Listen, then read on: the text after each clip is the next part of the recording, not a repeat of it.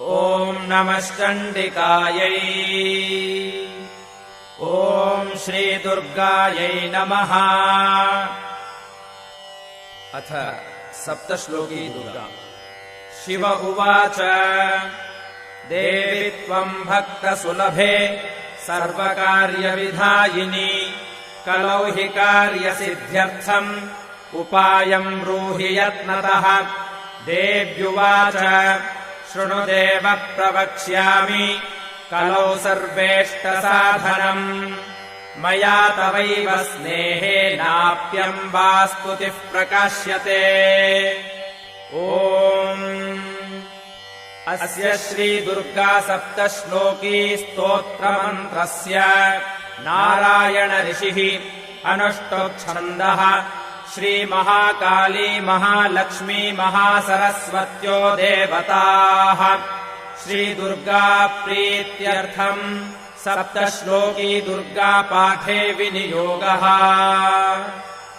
ॐ ज्ञानिनामपि चेतांसि देवी भगवती हि सा बलादाकृष्य मोहाय महामाया प्रयच्छति। दुर्गे स्मृता हरसि भीतिमशेषजन्तोः स्वस्थैः स्मृता मतिमतीव शुभाम् ददासि।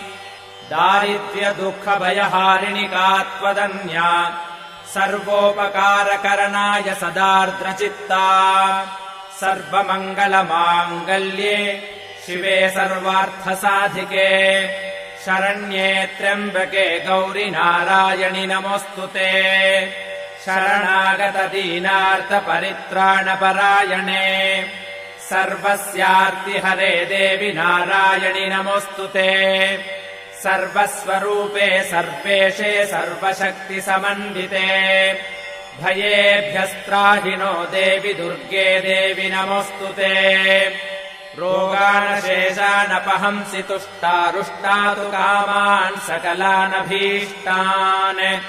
त्वामाश्रितानाम् न विपन्नराणाम् त्वामाश्रिताह्याश्रयताम् प्रयान्ति।